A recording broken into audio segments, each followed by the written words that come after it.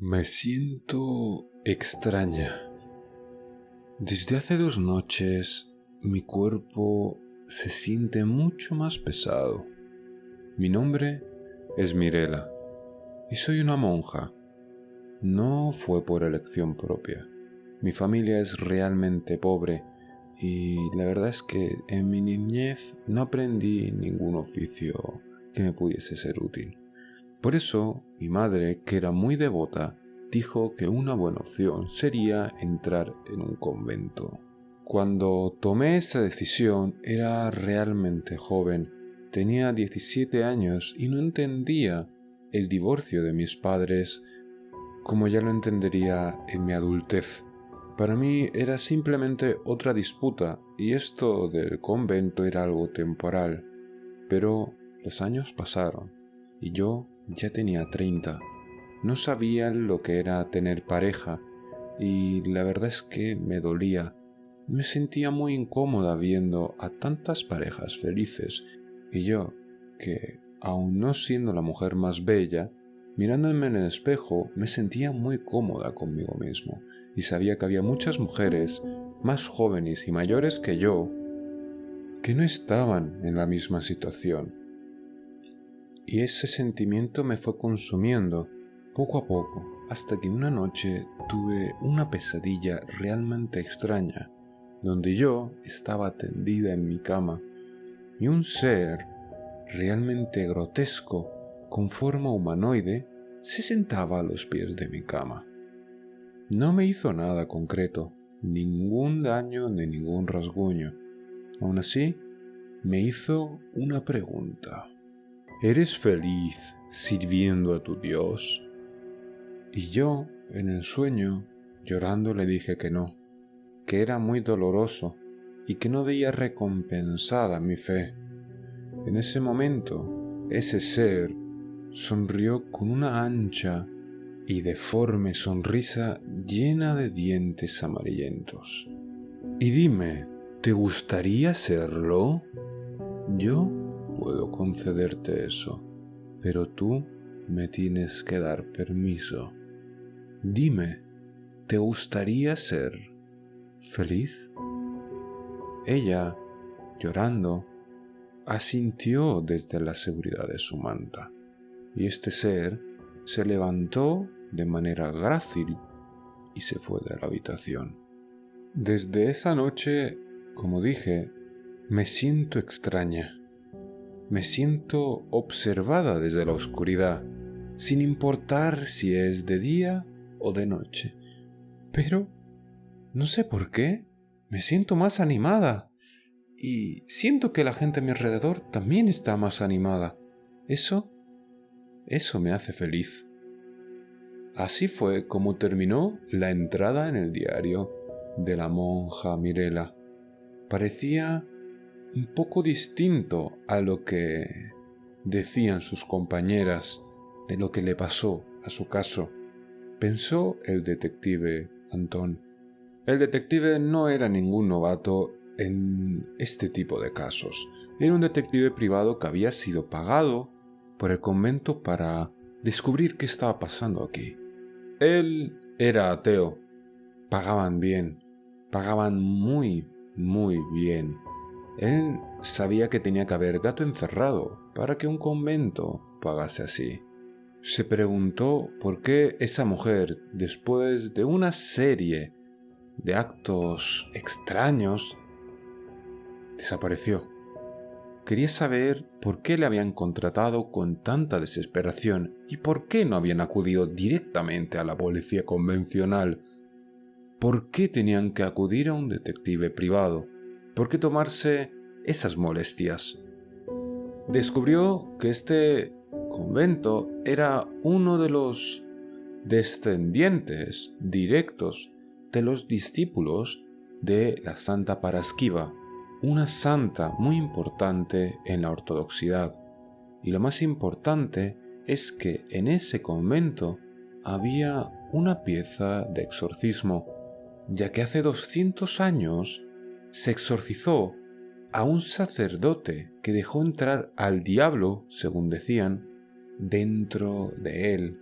Y Mirela sin saberlo o no dándole tanta importancia, abrió el sagrado sello que encerraba a ese mal en el convento.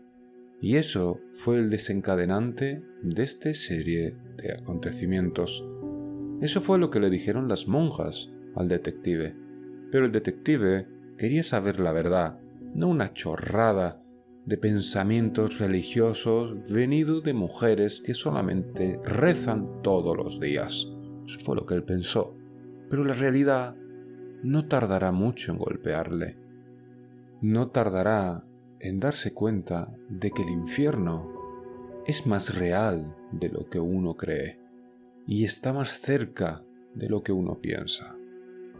Siguió leyendo la siguiente entrada del diario de Mirela. Las cosas se están volviendo un poco extrañas. No sé por qué la gente cuando está a mi alrededor empieza a sufrir accidentes. La hermana Luciana, no sé por qué, se cortó con algo que yo ni siquiera vi justo cuando estábamos llevando unos víveres a la cocina. Cuando estábamos rezando en la mañana, la hermana Atenea empezó a toser muy fuerte para luego escupir un líquido negro. Lo más curioso es que la hermana estaba justo a mi lado. Eso hizo que todas las demás hermanas empezasen a sospechar de mí. Yo solo tuve curiosidad por saber qué estaba en la caja del sótano. No quería hacer ningún mal. ¿Por qué me miran todas así? Si solamente le toqué, no llegué a abrir nada. ¿Acaso ese ser había cumplido mi sueño? ¿Era feliz? No, no lo era. Me estaba asustando. ¿Qué puedo hacer? Tengo que hablar con la Madre Superiora de esto. Ella seguro que sabrá qué hacer. Luego se dio cuenta, hojeando un poco la siguiente entrada, que estaba escrito con mucha prisa y con una letra mucho menos cuidada. Se preguntó de dónde venía esa paranoia de parte de la hermana Mirela. Obviamente estos casos no tenían que ser lo que la gente decía, una posesión demoníaca. Eso era imposible, esas cosas solo existen en el cine. Seguro que la compañera que se hirió era porque tenía algo puntiagudo en los víveres. Era obvio, llevaban cosas para la cocina. Y la hermana que estaba vomitando seguro que le sentó algo mal. No es raro vomitar algo negro, al fin y al cabo, si está en mal estado, está en descomposición, pues puede pasar. Eso fue lo que pensó Antón, nada fuera de lo común. Todo mucho más mundano que las creencias supersticiosas y teológicas de un grupo de mujeres que lo único que sabían hacer era rezar a su Dios. Pensó de manera despectiva y cruel. No era la primera vez que hablaba con clérigos y los odiaba profundamente. Pero el dinero es dinero y el trabajo es trabajo, y uno tiene que sobrevivir. Pero aquí es cuando todo empezó a torcerse. La siguiente entrada, como dijo Antón, era apresurada, y así fue como lo describió. La hermana superiora dice de que me tendrán que investigar. Tendré que someterme a un estudio con un padre exorcista. Espero que él me ayude a quitarme estos miedos que siento a mi alrededor, porque estoy empezando a escuchar unas voces que me dicen que tengo que matarlos a todos.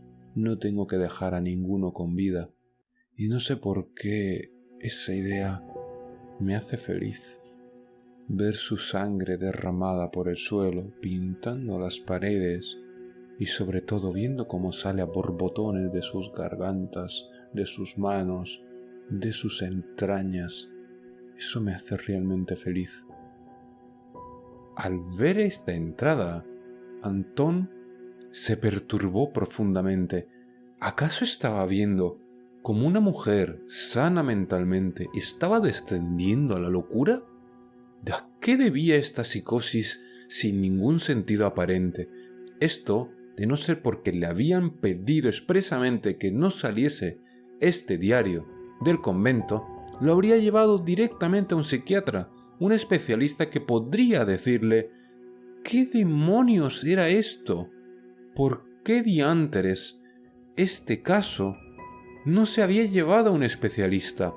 Él investigaba desapariciones, infidelidades y cualquier caso que unas élites empoderadas y arrogantes le pedían a un detective privado para sentir satisfechos sus egos. ¿Por qué un convento le iba a pedir sus servicios? ¿Y por qué concretamente a él? Aún así, siguió leyendo y vio que la siguiente entrada cada vez se hacía más macabra. El padre se asustó cuando me vio. Dijo que puse los ojos en negro. Yo no recuerdo nada. No recuerdo nada desde que él empezase a leer. Recuerdo que empezó a leer a Mateo. Mateo para exorcizar el mal que había dentro de mí. En ese momento perdí la conciencia. Solo recuerdo que me despertaba y el padre estaba tirado contra una esquina de la habitación. Todos los muebles estaban patas arriba y la hermana superiora estaba acompañándole. Tenía un brazo roto. Estaba realmente golpeado su rostro y me miraba con un miedo difícil de describir. No sé por qué ellos estaban en ese estado. Lo único que recuerdo con claridad es que el padre dijo que esto solamente se podía ocupar el Vaticano y que Dios Todopoderoso se apiadase de mi alma y sacase de mí el mal que tenía dentro. Bueno, iba a dejar de leer un poco el diario, pensó Antón, guardándoselo en su mochila. De alguna manera, su salud mental también se vio un poco deteriorada al leer este diario. Dijo que se tenía que poner en marcha, estirar un poco las piernas, preguntando un poco más a la Madre Superiora y al Padre, ya que ahora tenía una pista que podía estudiar. Al llegar al despacho de la Madre Superiora, justo antes de tocar, escuchó una voz recia y fuerte desde dentro. «Puede pasar, detective. Le estaba esperando», dijo una voz femenina. Al entrar, vio una mujer con el brazo escayolado. Parecía que tenía una fractura muy grave. «Dígame, ¿ha venido a preguntarme sobre el diario?» «Sí, así es. ¿Cómo lo supo?» «Porque el diario fue escrito para usted, detective. Justo para usted». ¿Para mí? Bueno, no nos adelantemos. Dígame, ¿qué quiere preguntarme? En la primera sesión del exorcismo, por favor, dígame, ¿qué fue lo que pasó ahí? Mirela afirma que no recuerda nada en el diario. Y así es. En ese momento sus ojos se volvieron negros, justo cuando el padre empezó a leer Mateo. Mateo, como imagino que desconocerá, es el que se usa para exorcizar. Esos pasajes y los pasajes de Jesucristo. Pero ahí fue cuando la cosa se volvió realmente agresiva. No solamente sus ojos se volvieron negros, sino que a mí me agarró del brazo y me empezó a hablar en latín. Yo sé latín, pero habló un latín realmente antiguo, y el único que lo entendió fue el padre. No quiso compartir demasiado conmigo sobre el asunto, porque parecía realmente perturbado y no quería decir nada que pudiese poner en peligro el caso. Iba a hablarlo directamente con sus superiores e iban a arreglar esto, o eso fue lo que creyó en primera instancia. Si quieres saber más sobre el asunto, yo le recomendaría que fuese con el padre. Lo único que yo sé es que me agarró del brazo, me lo rompió con una facilidad, como una persona rompiendo una rama, y me lanzó contra la pared. Más allá de eso, lo único que puedo decir es que lo que tenía dentro, y sigue teniendo dentro, no es un mero demonio. Es algo mucho más superior. Tenía que dejar el diario dentro. Ese era el acuerdo que había llegado con el convento, pero nadie decía que yo no podía tomar fotos y notas de él. Así que eso fue lo que hice, y me dirigí a la iglesia del padre, una iglesia que estaba a una ciudad de distancia, no estaba lejos. Aún así tenía una sensación realmente desagradable en el estómago, como si lo que fuese a oír en ese lugar no me iba a agradar para nada. Y así fue, ya que el padre, al llegar, no estaba. Lo único que me comentó su compañero es que se había suicidado justo anoche. Eso me dejaba sin ninguna pista, sin nada que saber sobre el caso, más allá de lo que me dijo la Madre Superiora. Aún así, pregunté a su compañero si él había hablado con alguien y quiénes eran sus superiores. El compañero me dijo que si quería saber más, tenía que ir al propio Vaticano, pero que no me preocupase. El padre había pedido un vuelo directo para mí. Un vuelo directo al Vaticano con mis datos personales. Eso daba bastante miedo. La influencia que tenía la Iglesia para hacer este tipo de cosas me perturbaban profundísimamente. Y sobre todo, en el Vaticano había ya alguien esperándome. El padre Fortea, uno de los exorcistas más famosos en España. Ese exorcista me esperaba con un rostro amable y tranquilo, y me preguntó que qué tal fue mi viaje. Un viaje que yo preparé muy apresuradamente, ya que el vuelo iba a salir al día siguiente. Cogí una maleta improvisada y me preparé con la mejor ropa que tenía. He de admitir que nunca fui el hombre más ordenado y con el mejor gusto para los trajes. Aún así, tuve que improvisar rápido en una sastrería cercana a mi casa. Creo que fui presentable. Aún así, el padre Fortea no pareció importarle mucho mi aspecto físico. Simplemente me dijo: bueno, tú estás aquí para continuar el trabajo del padre Teodomiro. El padre Teodomiro se rindió anoche. Querrá decir antes de ayer noche. No. Sé perfectamente lo que dije. Anoche fue cuando su alma perdió la guerra. Su cuerpo lo perdió un día antes, sí, pero su alma resistió un poco más. Pero bueno, nosotros estamos ahora mismo en el aeropuerto y yo te estaba esperando para llevarte a un lugar un poco más discreto y te pueda explicar lo que el padre vivió y por qué tomó la decisión que quiso tomar y cómo fue que el demonio pudo vencerle. Estuvimos andando por un pasillo largo y muy amplio, donde se veían las instancias del Vaticano y podía atisbar hasta ver las propias instancias del Papa, para luego pararnos súbitamente delante de una larga puerta. ¿Por qué hemos venido tan lejos? No es tan secreto lo que vamos a hablar. Ante el mal, chico, tienes que ser siempre un poco cauteloso. ¿Sabes lo que es el mundo onírico? Sí, el mundo de los sueños. Cualquiera sabe un poco de eso hoy día. Bueno, no cualquiera sabe la verdad. El mundo de los sueños es el espacio donde el ser humano descansa en su mente cuando está durmiendo de día. O puede que esté durmiendo de noche. Es un espacio donde reside la conciencia para despejarse de las impurezas del mundo material.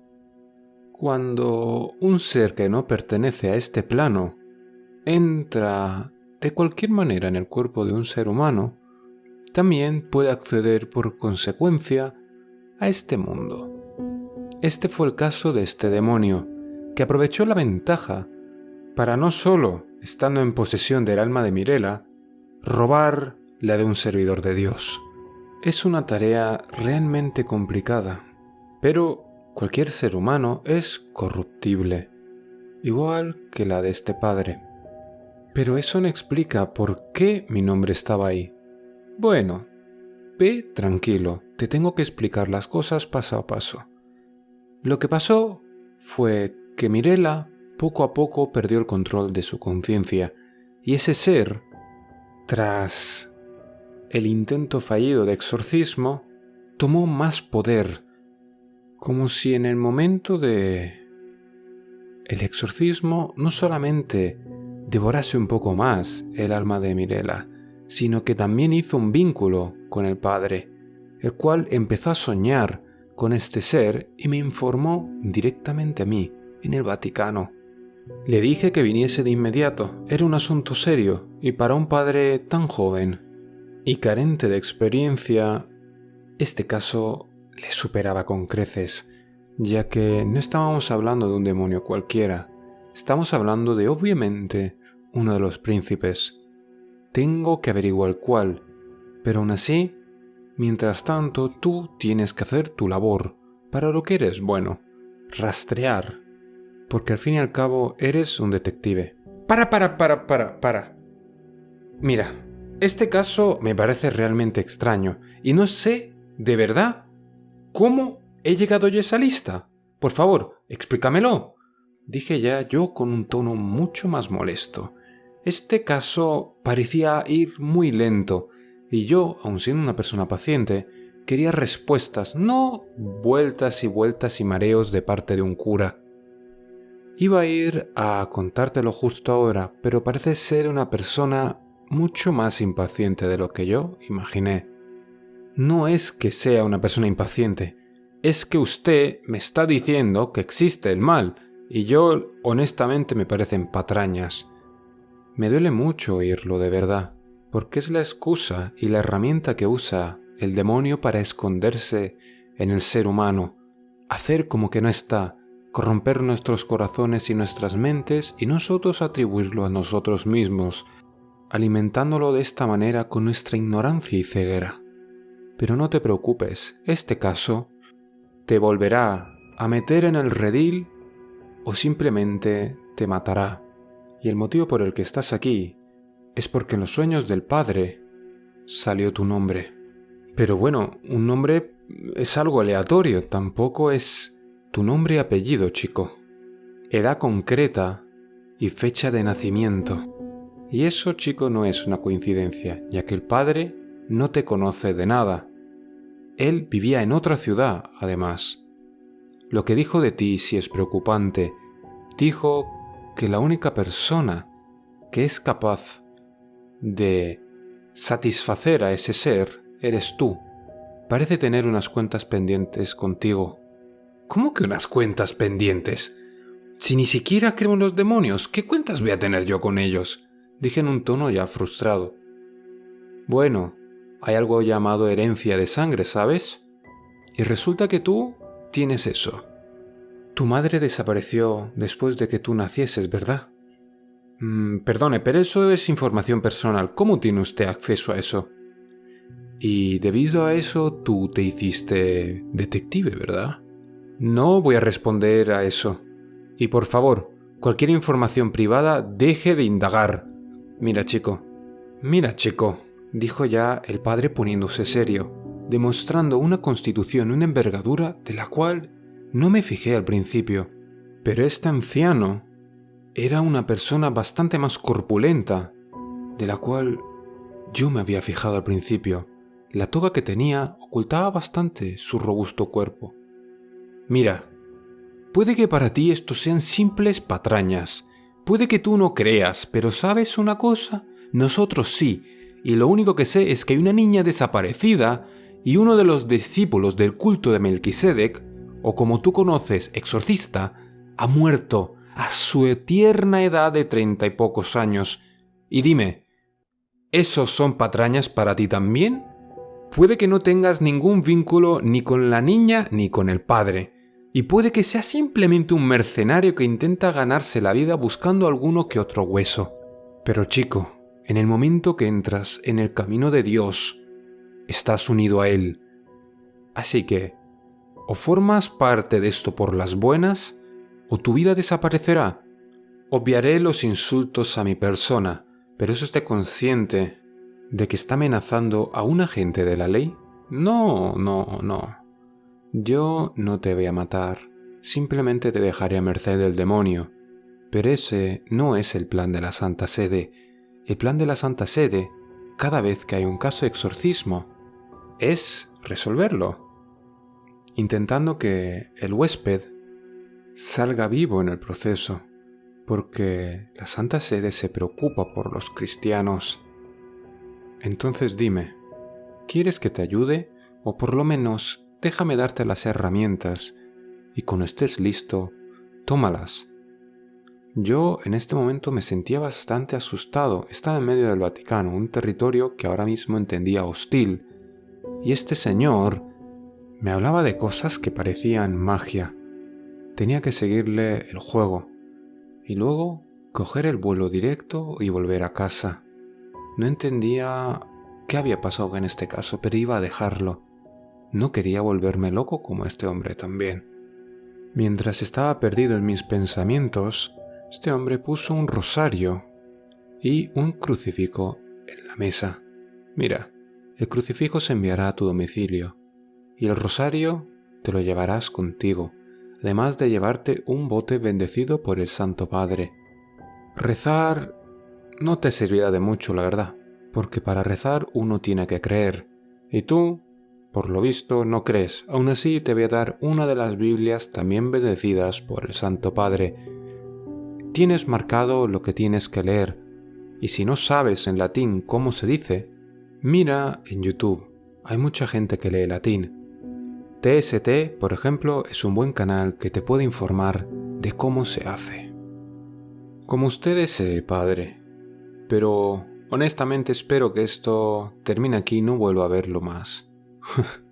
Te garantizo que no pasará ni 2 días antes de que me llames. Y acto seguido el hombre escribió un número de teléfono. No te preocupes, el Vaticano también te proveerá de un teléfono satelital, todo a nuestra cuenta. También lo puso en la mesa. Después de yo coger todo, el padre, con una agilidad no adecuada a su edad, me coge del brazo y me dice: «De verdad siento que lo que pasó a tu madre no se pudiese resolver. Estoy seguro de que si el Vaticano se hubiese enterado de ello, lo hubiese resuelto. Porque al fin y al cabo, tú estás unido a uno de los príncipes demonio. Estás unido a Belfegor, puesto que tu madre fue sacrificada en su nombre». ¿Cómo? No sabía eso de mi madre. El caso simplemente se dio como cerrado, ¿verdad? Supongo que te cansaste de buscar en círculos otra información que no fuese esa, ¿no? La Santa Sede cerró el caso para que nadie indagase de más. Tu madre fue usada como sacrificio en un culto satánico. El objetivo, creemos, no era ella. Ella fue un chivo expiatorio para no entregarte a ti, ya que normalmente se usan a infantes en este tipo de rituales. De ahí que se fuese justo cuando tú habías nacido. Y parece ser que ese demonio quiere aún tu alma. Tu madre hizo un trato con el culto y por ende con el demonio, donde tú y tu alma eras la moneda de cambio. Se te usó como moneda antes de nacer porque en ese momento tú no eras consciente ni tenías el derecho de tomar decisiones. Es una treta que usan los demonios para llevarse el alma de los inocentes. Pero no te preocupes, esta vez la iglesia está de tu lado. Ahora mismo yo no puedo ir contigo, pero te prometo una cosa, en el momento que termine mis asuntos aquí, vendré a tu lado y terminaremos esto juntos. Vendré en persona para asistirte en el exorcismo, para esta vez sacar al demonio de Mirela», dijo el padre, apoyándose firmemente en su silla. Es increíble lo concentrado que estaba que ni me había dado cuenta en sí de la habitación. Era una habitación espartana, austera y carente casi de muebles, coronado todo por un gran ventanal que tenía a su lado una hermosa estantería llena de libros. Me di cuenta de qué tan imponente era Fortea, no por su corpulencia, sino por su presencia. En el momento en el que yo me di cuenta de estas cosas tan tarde, ¿cómo era posible que entrando en una habitación yo me diese cuenta de todo justo al final? Todo esto y el hecho de descubrir cosas sobre el caso de mi madre me perturbaron mucho. Casi había desconectado de la realidad, profundizando de nuevo en mis traumas y mis miedos, esos miedos no resueltos que me perseguían desde mi infancia. Resurgieron a la luz como un hierro caliente tocando la piel, dolorosos.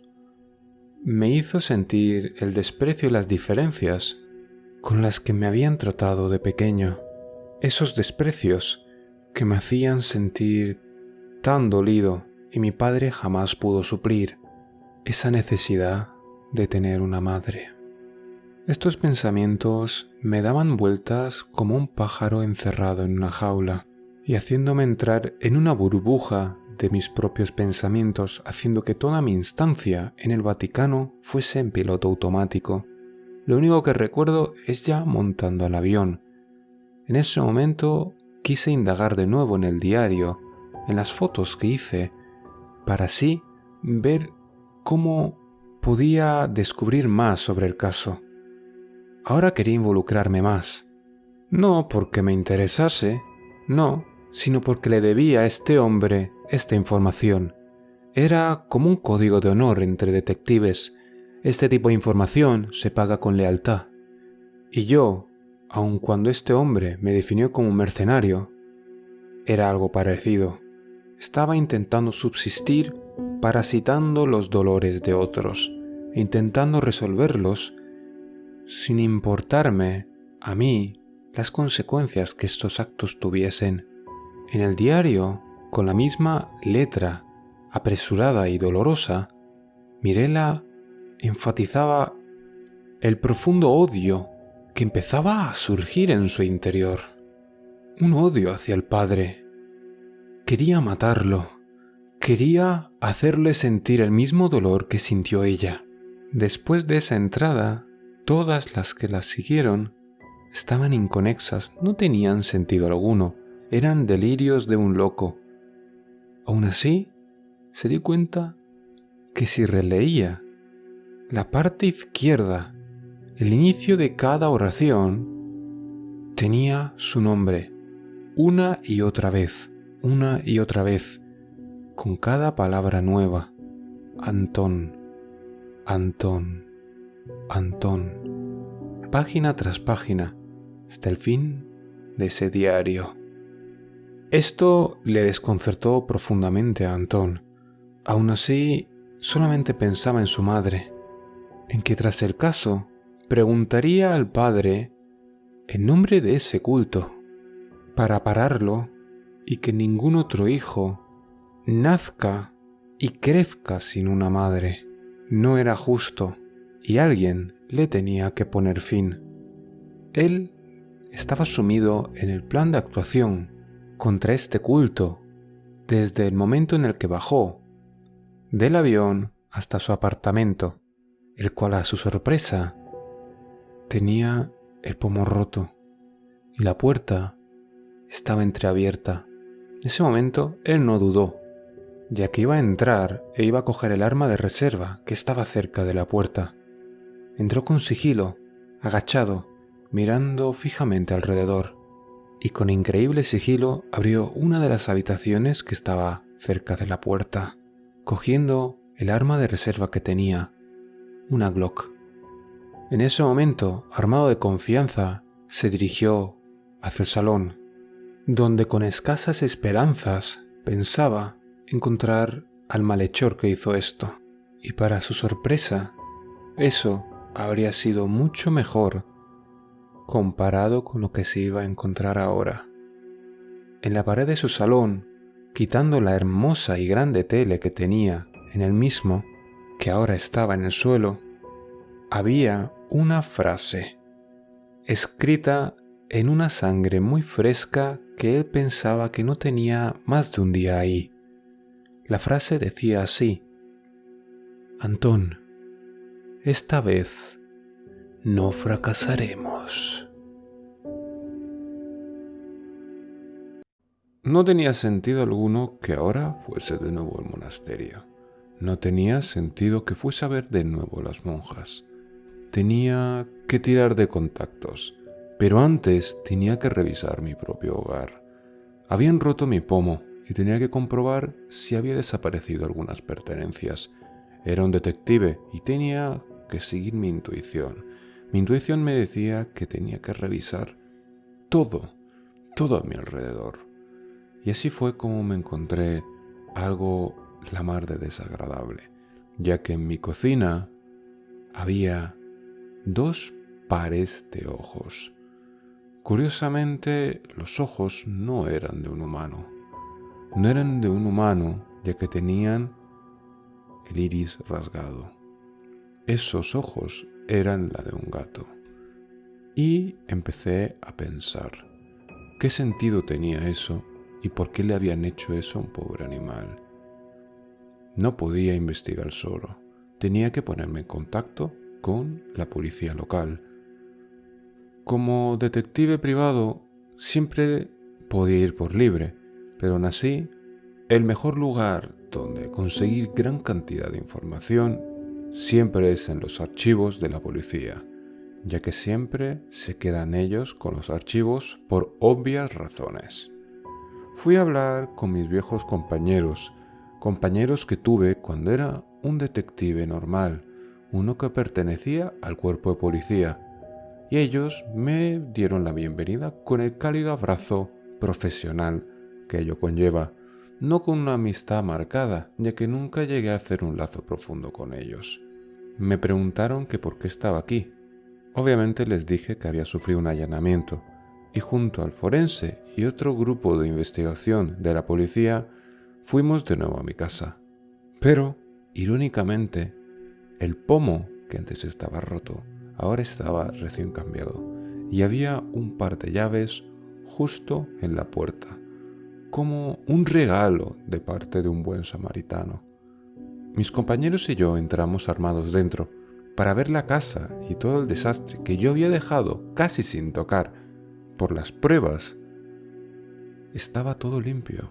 Estaba todo tan limpio que no había una sola muestra de huellas o ADN que no fuesen mías.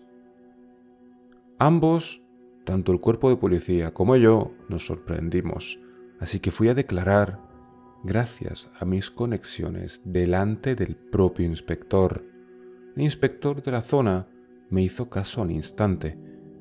Me hizo caso porque en las últimas semanas, desde que Mirela empezó a perder la cordura, una gran cantidad de niños estaba desapareciendo. Curiosamente, los niños tenían unos rasgos similares. Os diré cómo soy yo. Tengo los ojos verdes y el pelo rubio, pero un rubio ceniza. Y todos los niños que habían desaparecido tenían justo ese tipo de ojos.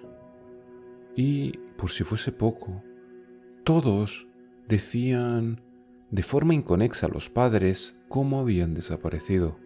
Y todos y cada uno de los padres tenían problemas económicos.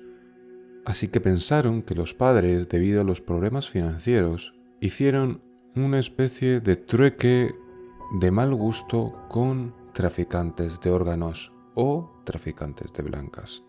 Cualquiera de las dos era un motivo mucho más serio, pero mucho más mundano de lo que yo explicaba. Así que el caso, ellos lo catalogaron como un mal menor. Iban a esforzarse, sí, pero este tipo de casos era bastante común en una ciudad como era en la que yo vivía. Aunque no me fuesen a ayudar, les pedí a regañadientes y mintiendo que me dejasen acceder a los archivos. Ellos dijeron que si no me entrometía de manera directa en el caso, me iban a dejar. Les prometí falsamente que eso iba a hacer. Obviamente iba a actuar por mi cuenta, ya que este caso era personal. Viendo con retrospectiva, este tipo de desapariciones tenía un patrón. Cada 30 años desaparecían niños y desaparecía siempre una cantidad exacta de niños. Ese número es el 13 y yo me estaba preguntando cómo es que no se han dado cuenta de que cada 30 años desaparecen 13 niños con esas mismas cualidades. Empecé a pensar y un frío invadió mi espalda. Sencillo. Alguien de los suyos está en la policía. Era algo muy obvio. Tenían respaldo. Me puse a mirar y encontré algo que me parecía muy curioso. Busqué en la red qué simbolismo satánico o maligno tenía el número 13 y vi algo muy curioso. El 13 se representa con el archidemonio y príncipe del infierno, Belfegor. Belfegor no era uno de los príncipes más débiles y me puse a mirar su símbolo. No sé por qué, en mi mente había un rastro de recuerdos de ese símbolo. Me acordé que en mi hogar el único recuerdo que tenía mi padre de mi madre era una foto de ellos de jóvenes. Y en uno de sus brazos mi madre tenía una cicatriz. Mi padre me dijo que no sabía de dónde venía esa cicatriz, pero en ese momento ninguno se dio cuenta que esa cicatriz tenía una forma concreta. Ese era el sello de Belfegor. Mi madre hizo un trato, y en ese trato quedaba bien marcado a quién pertenecía ahora su alma. Mi padre siempre habla de los viejos tiempos con mucho cariño, ya que a los dos les iba muy bien. Ambos tenían un gran trabajo, tanto económico como social. Pero cuando ella hizo lo que hizo, ese incidente, al yo nacer, todo se fue al garete. Investigué hasta que vi cuál fue el primer caso al principio del siglo XIX. Este caso era mucho más profundo de lo que yo me podía imaginar, ya que en 1805 este tipo de reportes se empezaron a registrar en el mismo momento que esta localidad tenía la parte más automatizada de su departamento de registros. Todo ello se reportaba en una familia que había salido casi en la mitad de esas desapariciones. Las primeras desapariciones en el siglo estaban todas orientadas a la familia Rugren, unos inmigrantes alemanes que habían venido al país buscando una mejor vida. Pero los Rugren eran una familia aristócrata que se hizo dueña de una gran parcela en la ciudad. Y todos decían que los desaparecidos provenían de alguna u otra manera de gente cuyos hijos habían desaparecido trabajando en la mansión de los Rugren. Muchas de estas familias tenían que ir a trabajar con sus propios hijos, no solamente para darles un futuro a ellos, sino para que la propia familia siguiese adelante. Antaño la vida era mucho más dura que hoy día, incluso en los países más civilizados. Así que decidí investigar cuál vendrían a ser los descendientes actuales de los Rugren. Curiosamente me di cuenta de que su legado, su familia, incluso hoy día era una familia muy próspera. Y era uno de los apellidos que tenía el propio alcalde de la ciudad. Un apellido que tenías que indagar en los propios registros locales para encontrarlo, como si fuese alguna especie de acertijo. El alcalde tenía 3 apellidos y este era el último. Así que decidí ir a hablar con él. Dije que era un detective privado y tenía que hacerle una serie de preguntas. Se lo dije directamente a su secretaria. Ella usó la clara estrategia de que él tenía la agenda llena y que se reuniría conmigo cuando pudiese. Yo ese tipo de comportamientos no los toleraba. Era, al fin y al cabo, parte del brazo de la ley. y un alcalde no se podía librar simplemente por su autoridad política, así que simplemente saqué mi placa y dije que no le estaba preguntando. El alcalde estaba en su despacho, tranquilamente en su ordenador, y al verme, directamente dijo mi nombre completo y me invitó a sentarme. «Te estás acercando», me dijo el alcalde, «pero aún te queda mucho por descubrir. Te he dejado migajas de pan para que tú las siguieses». «Ah, entonces tú eres el responsable de todo esto, ¿no?» «Sí y no. Soy miembro de esa familia, sí, la que originó esos atroces actos hace 1,5 siglos. Pero no exactamente soy miembro de ellos. He de decirte que los Rubren eran personas de una familia grande y nuestra familia tenía una división. Aquellos que eran profundamente católicos y aquellos que eran profundamente satánicos. Yo pertenezco a la rama de los católicos y te lo digo porque yo soy el último Rubren que queda de la rama católica.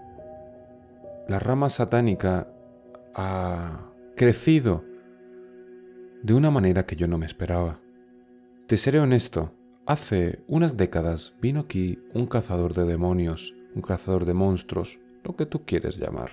Era un experto con temas relacionados con lo paranormal. Su nombre era Aurel e hizo un trabajo magistral. Pero el mal siempre prolifera y nosotros pensamos que habíamos ganado, habíamos destruido el culto. Todos estaban muertos. Aurel, mi padre y mi hija fuimos a cazarlos. Yo siendo el último superviviente de mi familia junto a Aurel. Él siguió haciendo su trabajo y yo tomé un rol en esta comunidad y me hice político. Ahora estás viendo que me hice alcalde. No pensé que este culto volvería a resurgir, pero parecía que uno de ellos había escapado y había pedido ayuda a otro culto. Un culto de Lucifer, el cual, al ser otro de los príncipes, ayudó a su culto hermano. Mira, para poder hablar de igual a igual, tienes que leer a qué te enfrentas. El alcalde me tendió un espeso libro. En él había una página con unas citas subrayadas. Esa página decía esto: demonio de los descubrimientos, ingeniosos e inventos. A menudo toma el cuerpo de una mujer joven, proporciona riqueza, los movilita. Quienes lo llaman Belfegor lo adoran en el monte Fegor. Algunos rabinos dicen que era honrado en la letrina y que le ofrecían el residuo de la digestión, del cual era merecedor. Es por esta razón que ciertos eruditos ven a Belfegor, al dios Crepilus, y otros argumentan que es Priapo. Selden, citado por Vanier, afirma que le ofrecían víctimas humanas cuya carne era devorada por sus sacerdotes.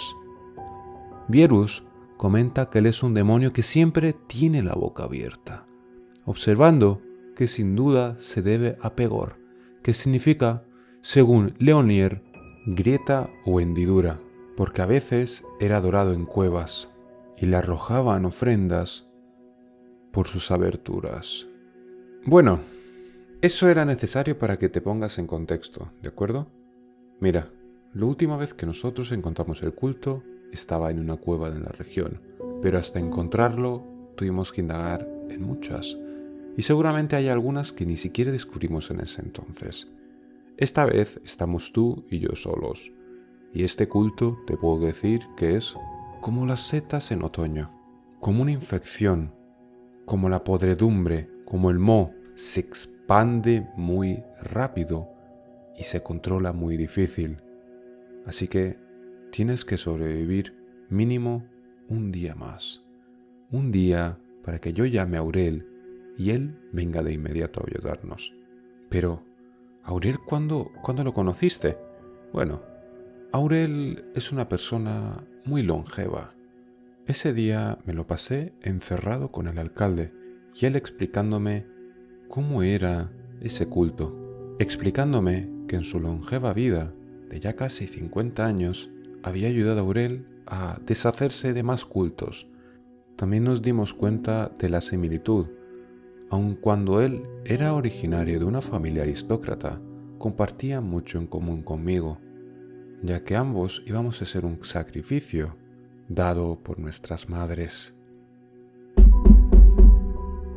Sí, puedes pasar. Vaya, viejo amigo, parece que esta vez no vamos a hacer esto solo, ¿no? Una pena lo que le pasó a tu hija. Sigo sintiéndome un poco culpable. No pasa nada, Aurel, no pasa nada. Sabes que eso es agua pasada. Bueno, dime, ¿quién es este joven? Es un detective de la ciudad. Parece que se las puede apañar. Es una persona que tiene entrenamiento físico. Es un borracho. Eso es lo que es. Mírale las pintas. ¿Tú crees que podemos llevárnoslo? ¿Estás seguro? Bueno, Aurel, no tenemos a nadie más. Y he de decirte que yo confío en ti y sé que eres capaz de sobrevivir por ti mismo. Pero no quiero cometer el mismo error otra vez. La última vez fuimos un poco más blandos, según recuerdas. Sí, es cierto, yo mismo te lo comenté. Pero no te preocupes, esta vez vamos a hacer bien el trabajo. Perdona, chicos, ¿acaso vosotros sabéis cómo detener esto? Sí, tenemos que buscar el patrón. Gente que empieza a desaparecer de las zonas más alejadas de la ciudad y al final encontraremos la cueva. Bueno, ¿manos a la obra? Eran aproximadamente casi medianoche. El alcalde y Aurel parecían saber muy bien qué estaban haciendo. Ambos, hombres ya mayores, pero aun estando yacanos, parecían muy fuertes físicamente y tenían mucha experiencia. Me dieron un rifle de caza y ellos cogieron cada uno una carabina modificada. Me dijeron que eso sería más efectivo que la pistola de balines que tenía a mi lado. Así que les hice caso. Explorando el bosque cercano, nos dimos cuenta que las casas de la periferia estaban abandonadas. Vimos que había rastros de arrastre, como si la gente fuese arrastrada fuera de sus casas y llevadas al bosque. Eso nos pareció realmente extraño, ya que la policía tenía que haberse dado cuenta de esto. Así que nos dimos cuenta hasta qué punto la propia policía era ya parte del culto. El alcalde caraspeó su lengua enfadado. Tenía que estar aquí. ¿Por qué iba siempre de un lado a otro? Esto de ser cazador, Aurel, ya me está superando. Yo no puedo ser un alcalde y un cazador a la vez. Ya sabes, en este oficio más tarde o temprano esa opción nos la dan. Yo aún no me voy a retirar. Me gusta mucho esta vida. Y es lo único que conozco desde muy joven, así que me voy a quedar un poco más. Además, si te dedicas a la política puedes hacer algo más útil que lo que hacen los políticos de hoy día. Te animo a ello. Ambos estrecharon los brazos y yo atrás parecía simplemente un espectador. Poco a poco nos adentramos en el bosque, viéndolo cada vez más oscuro, sin estando las copas tan juntas. El bosque no era tan estrecho, ni espeso, como para tener esa oscuridad. Aurel exclamó que esto era fruto de la magia negra.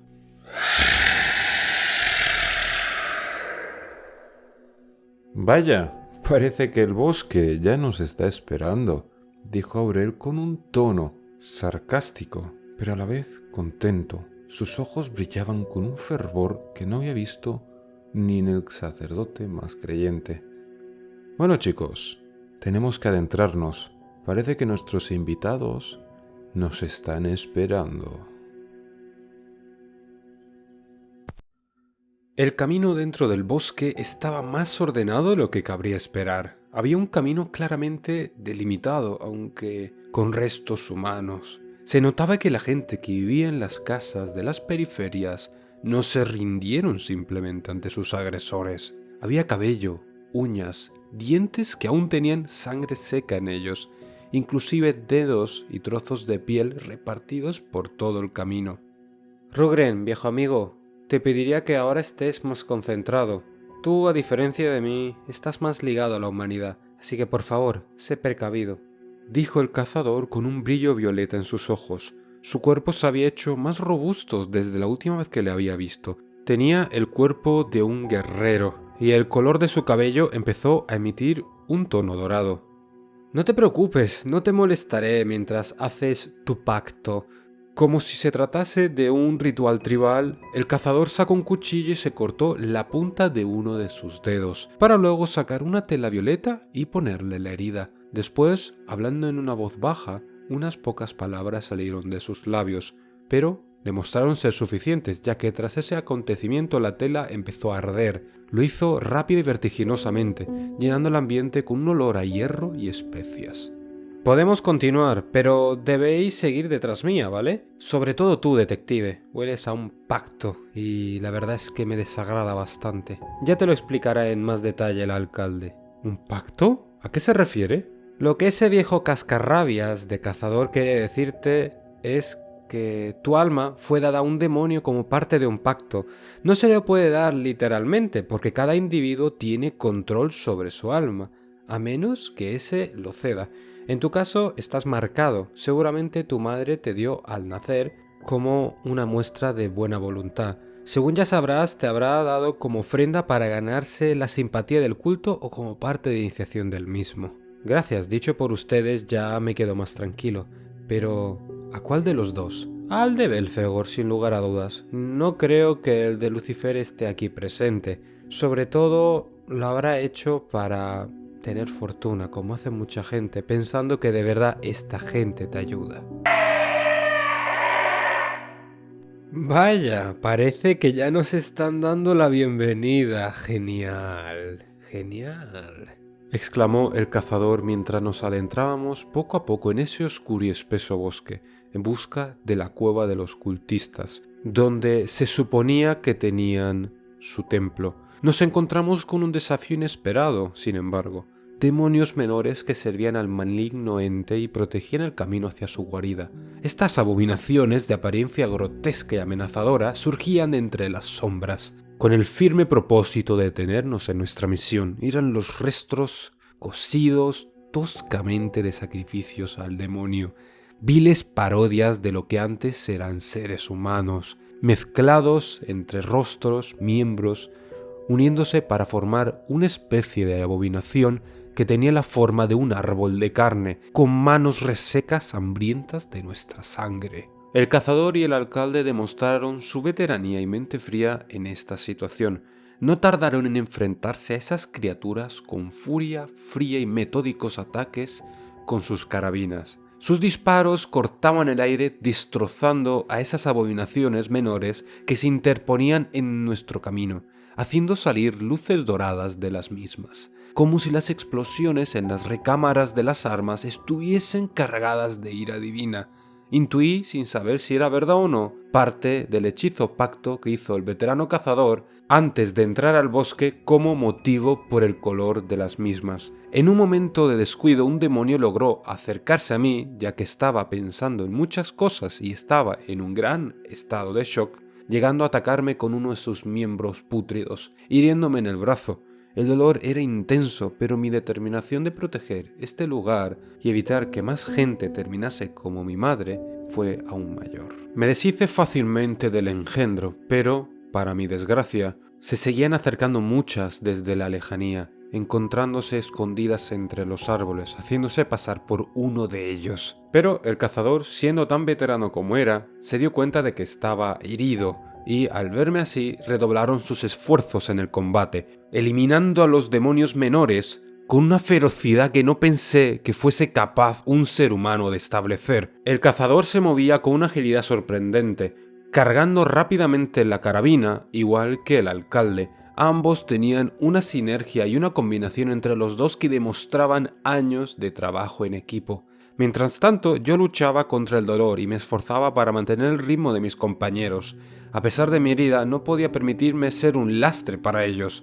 Me conformé con disparar a los demonios desde la distancia, evitando que se acercasen lo suficiente como para causarme más daño. El veterano cazador lo vio y me lanzó un vial con un líquido verde. «¡Tómalo, muchacho! ¡Te sanará!», Me gritó fuertemente y yo obedecí. El dolor poco a poco se desvaneció y la herida dejó casi al instante de sangrar. Pero no perdí el tiempo, porque quedaba trabajo que hacer. Juntos logramos abrirnos camino a través del bosque, dejando tras nosotros los cuerpos de los seres que habíamos vencido como un sendero de muerte. A medida que nos acercábamos a la cueva donde los cultistas tenían su templo, el aire se volvía cada vez más denso y oscuro, y la presencia de Belphegor se hacía cada vez más palpable. Mi herida, aunque poco dolorosa ya, se convirtió en un recordatorio constante de lo que estábamos enfrentando y de la importancia de nuestra misión. Con cada paso que dábamos, nuestra determinación se fortalecía y nuestro deseo de terminar este asunto y quitar a Belphegor sus garras de este lugar era cada vez más intenso. No sabíamos qué nos esperaba en el lugar, en esa cueva, pero sabíamos que esa noche la pesadilla iba a tener fin. No tardamos mucho, era sencillo saber dónde estaba la cueva. No querían ni ocultarla ya. Hasta ese punto de pútrido rastro de confianza dejaba de llegar el culto. Su corrupción llegaba hasta tales puntos que sabían que tenían tantas cosas bajo su control que ni se molestaban ya en ocultarse. Un error que lo pagarían caro. Y encontramos la cueva, sí. Una enorme cueva de la cual emanaba un olor putrefacto y lleno de descomposición de una manera que no pensé que mi propio olfato podía entender.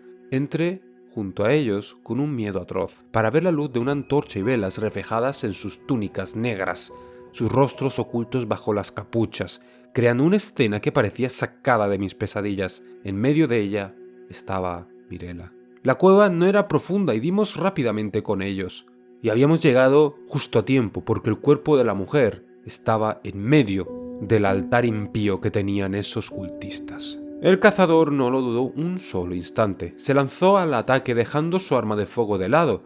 Obviamente por ser un lugar cerrado. Sacó un arma parecida a una espada, pero era curva, para enfrentarse a los cultistas, enfrentándose a ellos con más destreza aún que con sus armas de fuego. Todos ellos cayeron al suelo como si fuesen briznas de trigo cosechados en otoño. No supusieron desafío alguno, pero tan enferma era su mente que no se retiraron. No, atacaron, aun sabiendo cuál iba a ser su destino. Pero eso no asustó al cazador. Justo lo contrario, lo motivó más, porque sus movimientos se hicieron más precisos y sus ataques más mortales, y en poco tiempo varios de los seguidores de Belphegor yacían en el suelo, derrotados, cruzando el infierno en donde pertenecía sus almas ya. El alcalde, por otro lado, empleaba su arma cuerpo a cuerpo también, un sable acompañado de unas habilidades para enfrentar a los enemigos que se aproximaban. Sus golpes, aunque fuesen distintos a los del cazador, eran como un trueno, derribando a sus oponentes con una facilidad asombrosa. No era de extrañar que, pese a su ya mediana edad, se viese tan grácil y elegante al andar. Desde mi posición en la retaguardia cambié mi rifle a una de las carabinas que había dejado mi compañero, el alcalde, y comencé a disparar a los adoradores que intentaban atacarnos por sorpresa. Mi experiencia como detective me había enseñado a mantener la calma en este tipo de situaciones de peligro, y mi puntería en ese momento no llegó a tambalearse de ninguna manera. No fallé ningún tiro. Uno a uno los seguidores de Belphegor caían bajo el fuego de mi arma y el cercenar de mis compañeros entre la fila de los cultistas al fin tuvo su fruto. Estaban ya siendo masacrados y ellos eran ya conscientes. Su frenesí inicial que los ayudaba, ese número que les daba confianza, se estaba desvaneciendo, igual que su fe a su señor. A medida que el combate continuaba, el suelo del templo se llenaba de cuerpos de los adoradores del demonio, pero todavía quedaban más y estaban listos para enfrentarse. Mis compañeros, conscientes de que no podíamos aún bajar la guardia, mantuvimos un ritmo constante, de constante movimiento, evitando que siempre nos rodeasen. Porque no importaba si eran débiles, lo que importaba era que eran muchos, y si llegasen a motivarse de nuevo volverían a ser una amenaza. En un momento crítico de la lucha me di cuenta de que el alcalde estaba siendo superado en número. Sin pensarlo me lancé hacia él, dispersando a los adoradores del demonio que lo amenazaban. El alcalde Rugren, agradecido por mi intervención, me dedicó una mirada de complicidad antes de continuar luchando con una renovada vigorosidad, cosa que me volvió a sorprender debido a su avanzada edad ya. Finalmente, tras lo que me pareció una eternidad, el último de los adoradores cayó derrotado a nuestros pies. Exhaustos pero aliviados, nos tomamos un momento para recuperar el aliento y evaluar tranquilamente la situación. La sala estaba en silencio, pero sabíamos que la verdadera batalla apenas comenzaba. Y como pensamos, se hizo. Belfegor tomó posesión de la mujer. El demonio al que habían rendido culto aquellos individuos aún debía ser enfrentado y derrotado. Eso es lo que sentíamos, y eso es lo que nos dejó ver al empezar a deformar el cuerpo de la mujer, haciéndole salir cuernos, cola y alas, cambiando su piel y sus ojos, quitándole su cabello bello, rubio, a una cabeza pelada, lleno de cuernos pequeños que simulaban una parodia de lo que antes era cabello. Pero mientras yo miraba esta escena impotente, el cazador y el alcalde tenían un rostro estoico y serio ante la escena. Parecía sacada de una película de terror todo, pero no podía evitar sentir una mezcla de asombro y temor ante la fuerza de ese ser. La sala se había llenado de una energía oscura y sofocante. Es como si el propio infierno hubiese llegado a la tierra. El suelo parecía vibrar con cada rugido de la bestia. Los muros del templo temblaban, como si la estructura misma intentase huir de la presencia maligna. Siempre entrometiéndote en los temas del infierno, Aureliano.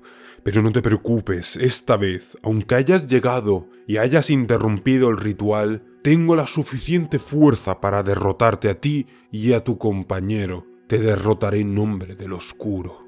Exclamó el demonio en el cuerpo de la desdichada mujer. Me apenaba mucho que una joven estuviese ahora poseída por tamaño ser. Aureliano fue el primero en enfrentarse a Belfegor, lanzándose obviamente hacia él con su espada en alto, desafiándolo. El demonio, con sus cuernos retorcidos y enormes alas negras, esquivó rápidamente el ataque y respondió con un golpe brutal con una de sus garras, lanzando al cazador al otro extremo de la sala. El alcalde aprovechó ese momento para lanzar su propio ataque, pero Belfegor parecía estar siempre un paso por delante, repeliendo los embates con una velocidad y habilidad sobrenatural. Desde mi posición disparé con la carabina a Belfegor, intentando encontrar algún punto débil en su monstruosa figura. Aunque las balas impactaban en su cuerpo, parecían no tener efecto alguno en él. Su piel, que antes era la de un humano normal, ahora era escamosa y era tan dura como el acero mismo. Aún así intenté mantener la mente fría y me percaté que al alcanzar sus ojos el demonio retrocedía en dolor y rabia. Le grité a mis compañeros informándoles de la debilidad que había descubierto. El alcalde asintió y el cazador incorporado de vuelta también. Parecían saberlo ya de sobra y continuamos con una quirúrgica precisión a darle pequeñas heridas por todo el cuerpo, que poco a poco parecía quitarle vitalidad al demonio. El cazador, ágil y decidido, distrajo a Belfegor con una serie de rápidos ataques mientras el alcalde se posicionaba tras la bestia, listo para asestar un golpe certero. Yo continué disparando, centrando mi atención en los ojos del demonio, hasta que finalmente mi esfuerzo tuvo su recompensa. Alcancé a Belfegor en uno de sus ojos. Aulló de dolor y ese momento fue más que suficiente para que el alcalde se abalanzase sobre la bestia y con su espada se la llegase a clavar en el ojo que aún no estaba herido. Con ese último grito de desesperación, Belfegor desapareció en una nube de humo y ceniza saliendo de la boca de la mujer, dejando la sala en silencio. La adrenalina estaba poco a poco bajando de nuestra sangre y estábamos siendo conscientes de lo que era ese lugar. La mujer ahora era simplemente un maniquí sin vida. No tenía apenas forma humana. Parece que las deformaciones, incluso tras Belfegor, se manifestaban en ella como si alguien hubiese metido la lepra en el cuerpo de esa mujer. Gran parte de sus miembros y gran parte de su rostro ahora eran solamente una mofa a la naturaleza humana. Me entristeció y asqueó por partes iguales, aunque teníamos que verlo como algo más positivo. De lo contrario, acabaríamos locos. El cazador se acercó a mí y me puso una mano en el hombro. Muy pocas veces podemos salir con tan pocos daños de una situación contra un archidemonio. Sí, lo que ha pasado con esa muchacha es trágico. Si hubiésemos llegado antes, podríamos haber salvado esta situación, porque has visto la poca resistencia que ponían los cultistas en comparación con su señor. Pero eso nosotros no sabíamos y no lo podíamos controlar. Nos dimos la mayor prisa, todas las partes. Y tú, chico, lo has hecho muy bien, así que ahora te voy a dar un regalo. Me dio un colgante, Era de plata, y me dijo que esto me protegería de que otros seres se dieran cuenta de que los veía. Una vez, estando en contacto con lo paranormal, lo vería en todos lados. Era como una parte que la mayor parte de la gente normal no llega a ver nunca, porque está siempre dormida. Y por culpa de este acontecimiento, ahora había despertado en mí. Ahora yo también tenía que convertirme en cazador o en presa.